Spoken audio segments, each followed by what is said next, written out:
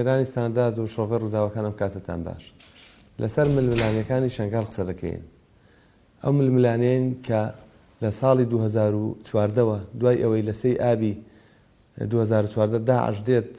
شنگال داگیر دەکات، لەو کاتەوە تا ئێستا بۆ شنگال دۆخێک خۆڵقاوە کە کەس تەمەنای نەدەکرد، بەڵام دۆخێک کە کەمترین فۆکسی ڕاگەیاندنی کوردی لەسەرە، چونکە ململانیەکان بە جۆرێکن کە هەمووی وا حساب دەکرێت کە بۆکو ڕەبتێکی بە هەولێر و بە کوردستانەوە نەبێت لە کاتێکدا قوڵایەکی گەورەی ستراتیژی هەیە بۆ هەرێمی کوردستان. ئەو قوڵایەی کە وای کردووە کە دەوڵەتانی ناوچەکە بە تایبەت تورکیا، سووریا و ئێران و تەنانەت ئیسرائیل لەو دوورە وڵاتەوە دێت و بەغداش بەغداشەوە وا حساب دەکات کە ئەمە ڕەبتێکی ستراتیژی بە ئەوانەوە هەیە و لەسەر ململانیەکان و لە ناو ململانیەکاندا ڕۆڵیان هەیە. ئەو ململانیانە بۆچی پەرەدەستێنن، بۆچی شنگال بەم دۆخە براوە. ڕۆڵی پارتی دموکراتی کوردستان لەو ناوچەیە کە تا داگیرکاریەکەی داعش خۆی بە میراتگر و بە دەسەڵاتداری یەکەم دەزانی کە دواتر ئەم ڕۆڵەی لێوە گیراوەتەوە و هێزەکانی یە بەشە کە نزیکن لە پارتی کرێکارانی کوردستان ئەم ڕۆڵە دەژێڕن. ڕۆڵی ئەوان چێ لەم مەسەلەیەدا. ئەم دۆخەی کە وای کردووە کە پێکهاتە نەتەوەییەکان، پێکهاتە ئاینیەکان، مەزهەبیەکان لە شنگالدا پێکدادانیان هەبێ یان سێراعیان هەبێ یان بەکار بهێنرێن بۆ ئەم جۆرە ململانیانە پەیوەستن بەچی. هەموو ئەوانە شۆڤە دەکەین لەگەڵ ڕۆژنامەنووسی دیاری پەیوەست بەم کەیسە کاک سەرتیب زەوهەر. کاک سەرتیب زۆر بەخێر بێت. سلامت بن. کێشەی شنگال یان ململانیەکانی شنگال بۆچی واقۆڵ بوونەوە؟ بۆچی گەیشت بەوەی کە بگاتە دۆخێک کە حکوومەتی عراقی هێز بجوڵێنێ و لە بەرامبەردا تەییدی پارتی دموکراتی کوردستان و هیچ شوێنی تریشی هەبێت؟ بەخۆی شنگال ئەو ڕۆڵە دیاری نەبوو تا دوای 2014 بەو معنای ینی هەر ڕۆڵ ئەو منتقەیەکی هەر گرنگ بووە کاتی خۆی لەسەر شاخ شنگال ڕژیمی بەعس چەند مەنەسەیەکی ساروخی دانابوو کە بەحساب گرتی ئیسرائیل و لەوێ خاڵی نزیکە لە ئیسرائیل، بەڵام لە دوای 2014 ململانیەکانی ناوچەکە زۆر قوڵ بوونەوە. هەم ئەو هێزانی ناوچەکە بوون گۆڕانی بەسەرداهات، ینی هاوچێشەی هێز ناوچەکە گۆڕانی بەسەرداهات. پێشتر ناوچەی نفوزی پارتی بوو بە حکومەوەی ناوچەی نفوزی پارتی لەوێەوە درێژ دەبێتەوە تا دەکاتە مەخمور لە ناوچەی جێناکۆک. و لە دوای 2014 ئەم نفوزە کەم بووە بۆ چونکە هێزەکانی عێراق هاتنەوە ئەو ناوچەیە داگیریان کردەوە لە دوای ڕیفراندۆم و هێزشی دیکە لە ناوچەکە پەرەی سەندیان گەشەی کرد. ئەوش هێزەکانی ئەوەی ئێستا نازام ناویان زۆرە، بەڵام هێزەکانی نزیک لە پەکەکەنە لە شنگال ڕۆڵ و کاریگەریان هەیە. واگەر تەماشای ناوچەکە بکەی، پێکاتی ناوچەکە بکەی، تەبیعەتی ناوچەکەوا دەخوازێت کە ململانی لە ناوچەکە تون بێ یان بەردەوام بێ. لەبەرەوەی هەم نەتەوەی جیاوازی لێیە، کوردی لێیە، عەرەبی لێیە، تورکمانی لێیە، و هەم مەزهەبی جیاوازی لێیە، شیعی لێیە، سونەی لێیە، و هەم پێکهاتەی دیکەی لێیە. بۆ نمونە شەبەک لەو ناوچان نزیکن و گروپی جیاواز لە ناوچەکانە. و بوونی هاتنی هێزی تورکیا لە بۆ باشیک یان باشیقا ئەمە وای کرد کە هەم ئێرانیش هەست بە زۆرێک لە ترس بکە هاتنی هێزەکانی تورکیا. تەمان هێزی تورکیا کە هاتە ئەو ناوچەیە لە بەرامبەر تەواجود و بوونی پەکەکە بوو، نزیک یان هێزەکانی نزیک پەکەکە بوو لە شنگال و لە دەوروبەری. ئەوانش لە دوای ڕزگارکردن یان کۆنتڕۆلکردنەوەی مووسڵ هێزێکی زۆری حەشی شعبیان هێنات ئەو دەوروبەرە و لە یەکتر نزیکبوونەوە. بێگومان ئەو ناوچەیە لەبەرەوەی هێزەکانی بڵێن داعش قەتڵ و عامێکی زۆری ناوچەکە کرد، هەم شیعەکانی دەرکرد، هەم شەبەک لەو ناوچە دوورکەوتەوە. دوایی کە گەڕانەوە کورد و ئێزیدی مابەستم ئێزیدی و شیعەکان گەڕانەوە ئەو ناوچەیە، بێگومان لەلایەک شعوری تۆڵەسەندنەوەی لا زیادکردن، لایەکی دیکەش فشارەکانی تورکیا بۆ سەر ناوچەکە زیادی کرد، فشاری ئێران زیادی کرد. ئەمەی ئێستا لێکەوتەوە. مامۆستا سەرتیب، کێشەکە ئەوەیە کە کەمترین ڕۆڵ، کەمترین کێشە لە ئەوەدایە کە خەڵکی شنگال خۆیان بە تایبەتی ئێزیدیەکان کە زۆرنەی پێکاتەی ئەو ناوچەیە پێکاتە نەتەوەیی و ئاینەکەی ئێزیدیە کەمترین ڕۆڵیان هەیە لە کێشەکاندا ئەوانەی کە ڕۆڵ دەژێرن ململانێ دەکەن شەڕ دەکەن لە ئەوێ پێکدادان دەکەن مەسەلەن پارتی دیموکراتی کوردستانە هێزەکانی سەر نزیک لە پەکەکەن حەژری شعبیە کە بە تایبەتی ئەو هێزانەی کە گرێدراوی ئێرانیان لە ئێرانیەکان نزیکن سوپای عراقیە یعنی ئەوانە لەسەر خاکی شنگال بۆسی ئەم ململانی تەراتێنە دەکەن بەداخەوە تەبع ملەتانی ناوچەکە بە درێژایی 100 ساڵی ڕابردوو یان زیاتر لە 100 ساڵی ڕابردوو قوربانی گەورەی ململانەی نێودەوڵەتی و ئیقلیمی بوون یعنی تەماشاکە لە سووریا بە تەماشاکەین ئەوەی شەڕ دەکە و ئەوەی ململانەی ئەسڵیەکە رووسیا ئەمریکایە لە عێراق تەماشاکەی ململانێکی توندی ئێران و تورکیا ئەمریکا هەیە ینی چارەنووسی ملەتانی ناوچەکە بەداخەوە و مخابن ینی کەوتوتە بەر ڕەحمەتی ململانەی گەورەتر شنگالش بە هەمان شێوە ئەگەر بینە خوارەوە کە منتیقەیەکی چکۆلانەیە زۆر گەورە نیە و ساحەیەکی زۆر گەورە نیە ئەو هێزانەی بەڕاستی لە ناوچەکە شەڕ دەکەن یعنی هێزە حەقیقیەکە خەڵکی ناوچەکە نین ئەوە تورکیا و ئێرانە لێ بەریەک دەکەون یان هێزەکانی کە نزیکن لە تورکیا و ئێران لەو ناوچەیە بەریەک دەکەون نزاعێک هەیە لە خوارەوە لە ئەساسدا بینی کورد و عەرەب بینی ئێزیدی و موسڵمان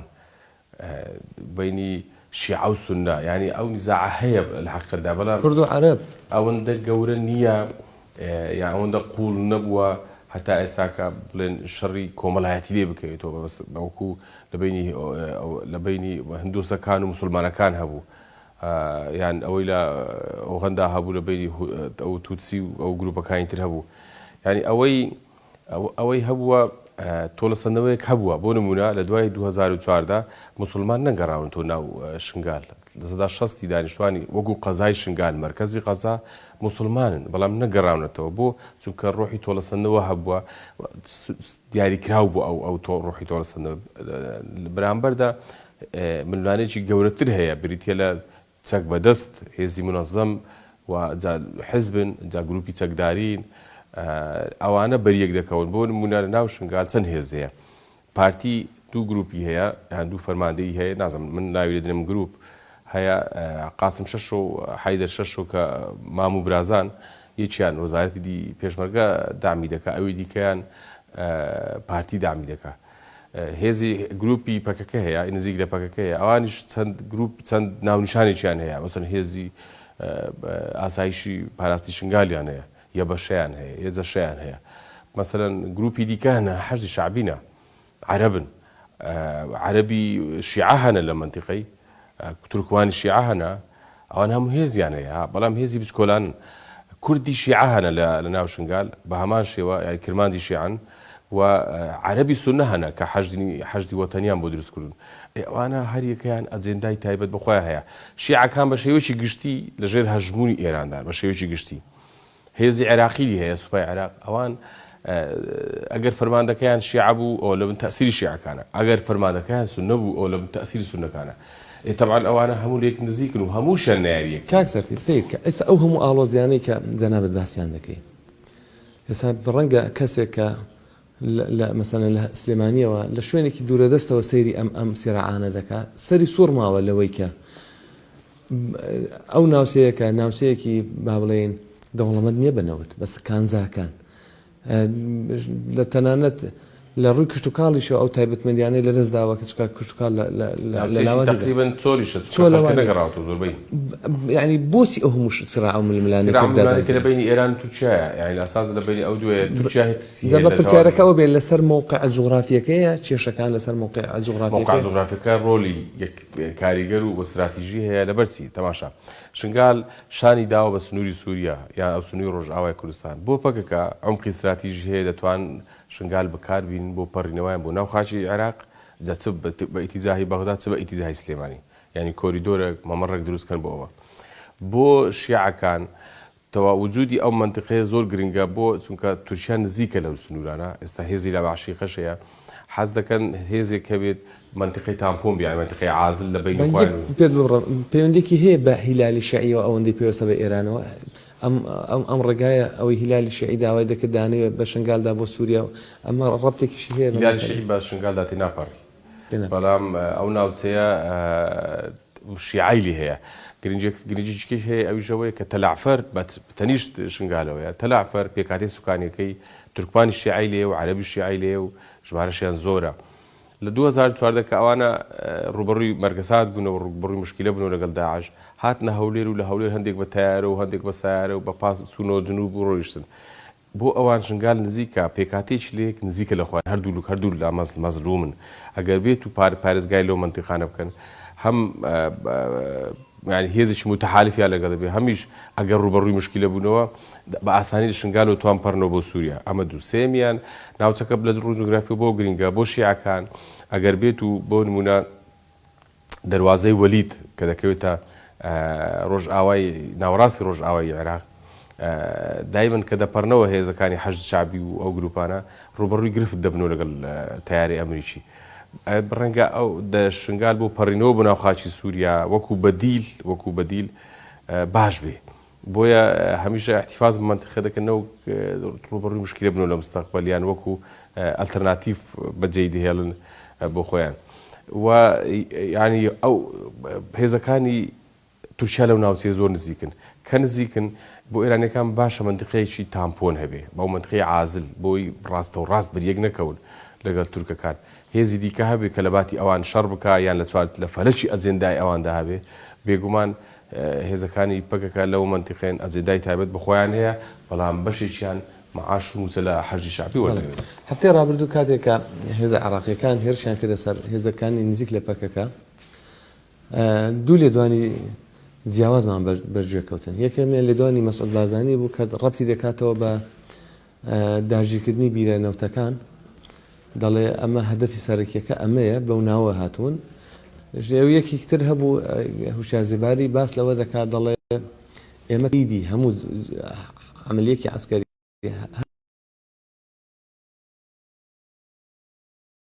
هەر حرکاتی یاری دەکەین بۆ تەسفیەکردنی ئەو هێزانی کە لە ئەوێنە چونکە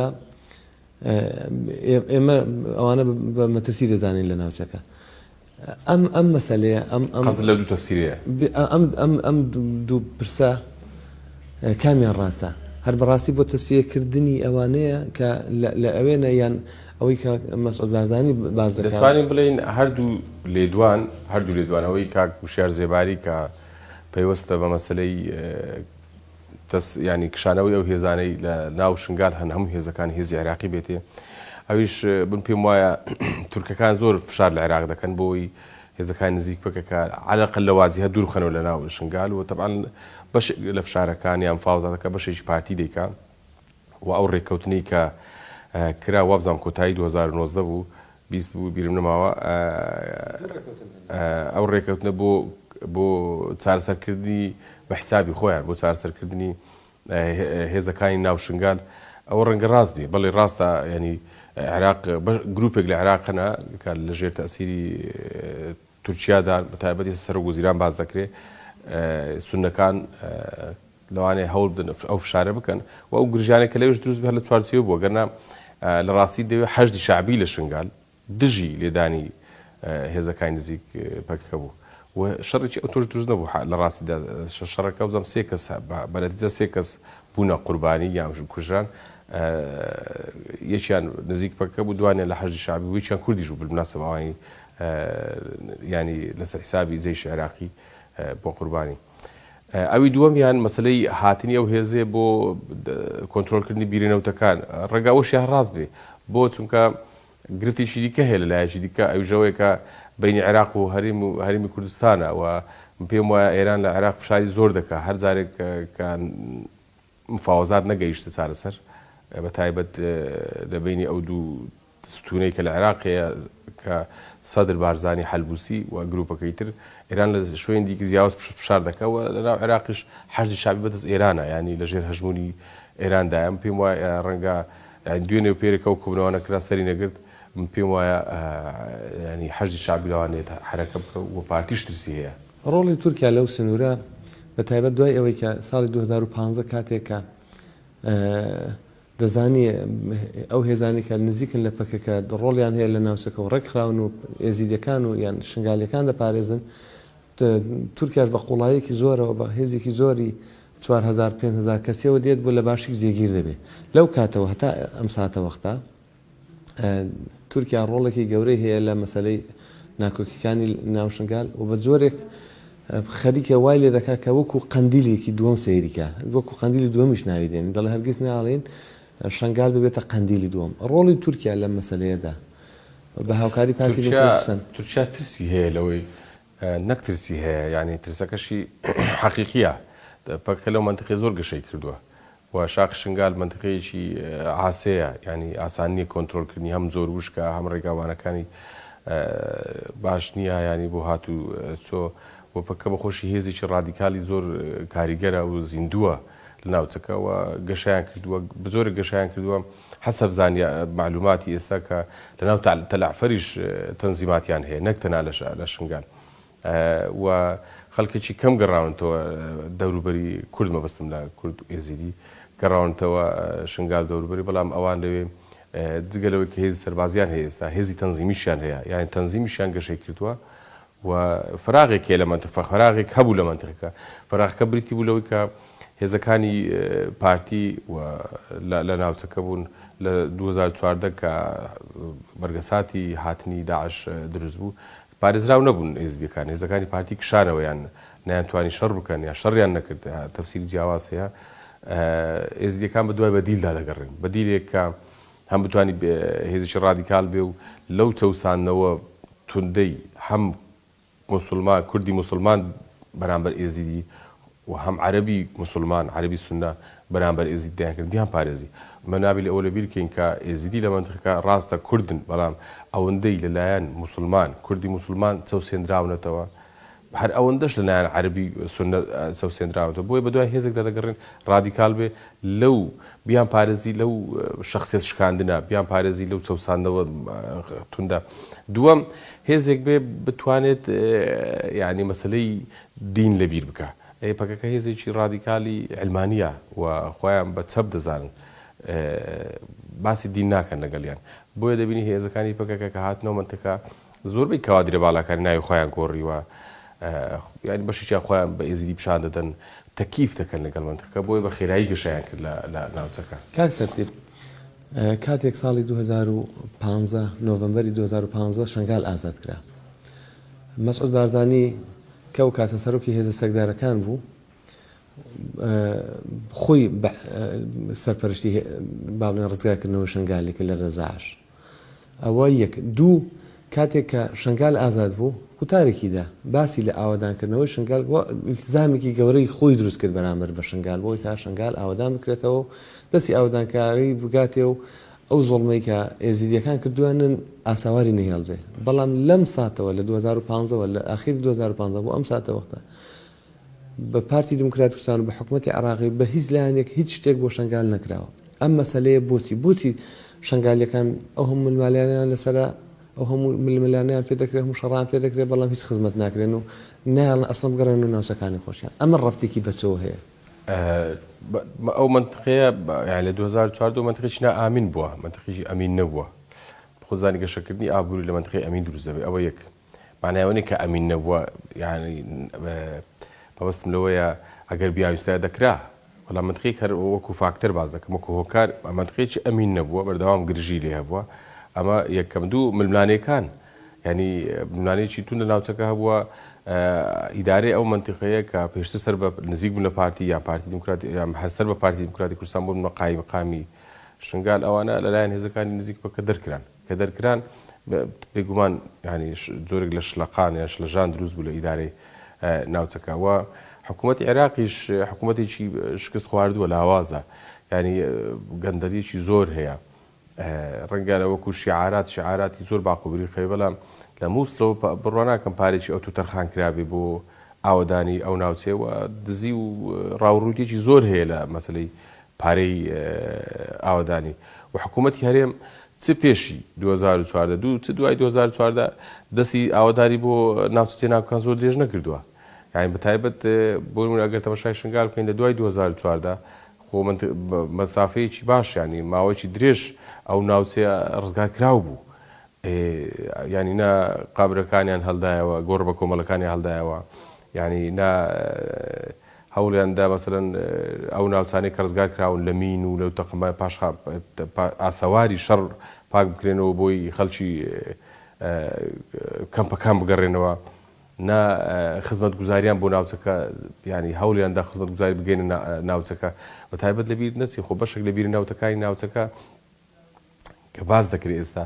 بە تەنکرد دەفرۆشرێ و لەو کات و هەر دەفرۆشێ و نازام دێتە جیرفانی حکوومەتی هەرمیان هەرچەند باز دەکرێت کە نایەتە جیرفانی حکوومەتی هەرێم وولایەزار بەشێک لەو بیرنەوتانەوە هەر دەبردرێ دەبووە ینی عەلەقل پارەی ئەو بیرنەوتانە کە دەفرۆشرێ و بە تەنکرد دەیبن بیبن لەو ناوچانە سەرفیکەن و ئاودانی بگەینێ بەخۆش دەزانی پارێزگای مووسڵ ئەنجومەری پارێزگای مووسڵ کوردی تێدا هەیە نزیکەی سەدا 30 کووردە لەو سەدا 30 یان تۆزێ بەرەو ژوورتر زۆربەیان پارتین دەبواە پارتی ئەو ڕۆڵە بجێڕێ بۆ ینی هەوڵ بدا زۆربەی ئەو پارانەی کە بۆ ناوچە جێناوەکان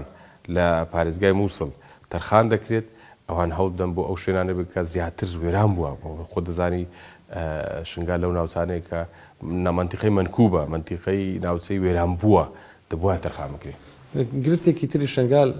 پێش هاتنی داعش پێیوەست بوو بە جێنفوزی یەکێتی کە دەیویست لەو ناوچەیە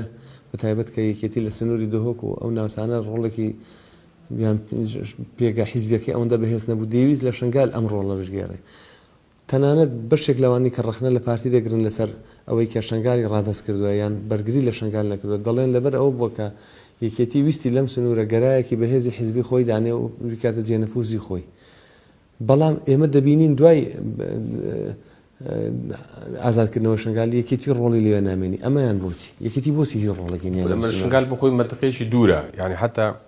هەڵکەوت و جوگرافیەکەی وایە تۆ کە لە سەحێلاوە دێی مەسافەیەکی زۆر باش دەبتە عەرەب بەو سنوورەوە تێدەپەڕی تا لە ڕەبیعە تێدەپەڕی و نزیک سنوور ئەو لادێ و گوندانە هەمووی عەرەبن شەمەر و جحێش و ئەو عەشیرەتانن کە لەو سەر سنوورە هەنا دوایی دەبتەوە منتیقەی کوردی کە منتیقەی ئێزیدیە ناوچەیەکی دوورە لە مووسڵەوە تا بتوان بڵێن نزیکەیەکی لە منتیقەیە دەتوانین بڵێن هەر پێشتر نفوزی کەم بوو نفوز و نفوسی کەم بوو ینی کاریگەری لەو منتیقەی هەر کەم بووە ئەوەندە نەبووە من پێم وایە یەکێک لە هۆکارەکانی ئەو ینی ململانەیە کە زۆر لەو منتیقەیەتون بە حیزبە سیاسیەکان و لەسەروی هەموو شوێنێکی وەکو پێویست گرنگی بۆ منتیقان نەداوە بۆ پشتیوانی یان با بڵێن بۆ گەشەکردنیان لەو ناوچەیە و ڕۆڵ بینینیان حتا لە ڕووی ئەلامیشەوە دەبینین شنگال حزب و لایەنە سیاسەکان ئەوەندە گرنگیان پێ نەداوە غێری پارتیش تەبعاً ئەعلامی خۆی بەپی بە ئەجێندا و بەرنامەی خۆی گرنگی پێدەدا بەڵام لایەنە سیاسیەکان حتا مەسەلەن ئێستا نەوەی نوێ تەلەڤیزۆنێکی باشیان هەیە نارتی و یەکێتی دوو تەلەڤیزۆن و سەتەلایتی باشی هەیە حزبە سیاسەکانی تر کە سەتەلایتیان هەیە ئەعلامی حڕ هەمویان ڕۆڵێکی ئەو تویان لە ناوچەکەنیە غایبن ئێستا ئەگەر لە بەشێک لە میدیاکانی کوردستانیان ئەوانی کە سەتەلایت و ئیمکانەتی زۆریان لە بەردەستیە لیان بەپرسی شێخان و شنگال چەند لە یەکتر دوورن ڕەنگە نەزانن بۆ چونکە گرنگیان پێ نەدا و بۆ منتیقەیەکی نائی بووە دوورە دەست بووە تەنها پارتی لەو منتیقەیە لەبەرەوەی لە دوای ڕزگارکردنی مووسڵ لە دوای 2003 ئیتر پارتی هەم بە تەواوی عەسکەری لەو منتیقەیە بوونی هەبوو هەمیش ینی احتیماماتی زیاتری هەبوو لەبەرەوەی هیچ کاتم نەماوە با پرسیاری ئەوە بکەین کە ئەم ململانیانە تاکەی شنگال بۆ شنگالیەکان دەکەن بە قوربانی خۆیان یعنی بە معنای ئەوەی کە ئەو هەموو گرفتە هەیە لەو سنوورە ئەو هەموو پێکدادانە ئەو هەموو شەڕی بەرژەوەندی هەیە بە تایبەت لەسەر چیای شنگال ئەمە تاکەی خەڵکی ئەم ناوچەیە بازەکەی دەدات و نەتیجەی چی لێ بەسەر دێ نەتیجە ئەخیر نازانی بەڵام ئەو ململانەی بەردەوام دەبی ئاسانی حەلکردنی ئەو ململانەی هەم تورکیا لە ناوچەکە نزیکە هەم پەکەکە دەیان بارەگای لە ناوچەکە هەیە ینی هێزەکانی نزیک پەکەکە و نفوس و ڕێخستنێکی زۆریان لە ناو شنگال هەیە و کاریگەریە هەیە ناو کەمپەکان ئێستا و ینی بە کورتی شنگال بۆ بەشێک لە ململانەی ئیقلیمی تا ینی ململانەی ئیقلیمی بە چارەسەر نەگا ئەو ململانەی لەوێ هەر بەردەوام دەبێت و لە بیریشمان نەچێ شیعە بە تەواوەتی مووسڵی پێ پارێزگار ناکرێت یان ناتوانێت وەکو منتیقەی نفوزی خۆی وەکو شیعە بیپارێزێ بێ هێزی دیکە هاوکاری بکە هێزەکانی نزیک پەکەکە نزیکن لەوان ئەگەر زۆر بە کورتی پێم بڵێ کە ئەو دۆخەی لە شنگال دەگوزارێ تا چەند دەکرێت ئەمە وەکو لە واقعدا پارتی تورکیا و تەنانەت حکوومەتی عراقیش بێت وەکو هەرێمکی کوردستانی بچووکرا و سەیریکا و بڵێ ئەگەر ئێوە هەر حرەکەیەکی تر بکەن ئێوەش تاروستان بەوە دەبێت ئایا ئەمەش ئەو ئێوەش ئەخیرەکە ئێوەش ئەو پەیامی لێ ناخوێنرێتەوە ئەو پەیامە لە مەسەلەیەدا نییە کە بڵێن ئێوە هەر حرەکەیەکەن ئەوە نەتیجەتان شنگالتان لە پێشە خاکتان دەڕوە ململانی گەورەتر دێتەنەوە خاکتان و خۆتان دەبنە قوربانی شتێکی لەو بابەتینە پەیامێک لەو بابەتەوەسم پارتیە یعنی پارتی تورکیاش وەڵاهی ئەو منتیقەیە تازە لە دەست هەرێمی کوردستان دەتوانم من ئەو قسەی بکەم لە دەست هەرێمی کوردستان دەرچووە بۆ چونکە خەڵکی منتیقەکە ئێزدیەکان باز دەکەم شعور بۆ ناکەن منتەمین بۆ هەرێمی کوردستان بۆ زوڵمێکی زۆر گەوریان لێکرا لە 2014 هەتا ئاسەواری ئەو زوڵمە ینی شعور بۆ دەکەن کە هەرێمی کوردستان نەیتوانی بیان پارێزی ئەو شعورێکی خراپە هەتا خەڵکی منتیقەکە زۆر جار کە قسە دەکەن باز لەوە دەکەن ئێمە دەچینە ئیقلیم باس ناکەن چنە کوردستان یان دەچینە خۆیان وەکو بەشێک لە هەرێمی کوردستان بزان ئەوە یەکێکە لەو تێگەیشتنی کە لە ئاستی کۆمەڵایەتی تەواجودی هەیە دووەم ئەو هێزەی لەو منتیقەیە وجودی هەیە عەلەقەل تامەدایەکی بڵێن دوور هێزەکانی نزیک پەکەکە زۆر شعوریان بەرەو هەرێمی کوردستان نییە زیاتر بەرەو ڕۆژئاوای کوردستانە زیاتر بەرەو پەکەکەیە سێم ئەو منتیقەیە سەر بە مووسڵە لە ڕووی ئیداریەوە لە ڕووی ئیداری و سەر مووسڵە من پێم وایە هەر هێزێک لە مووسڵ بێت چ سوننە بێت چ شیعە بێ پشتیوانی لەو ململانەیە دەکات بەردەوام بێ بۆ ئەوەی کوردیەک گرتوونە بێ بۆی ئەو منتیقەیە نەگەڕێتەوە سەر هەرێمی کوردستان سپاس بۆ سەرتیب زەوهەر ئێوەی بینەرانیش هەرشاد و کامران و کاتێکی خۆش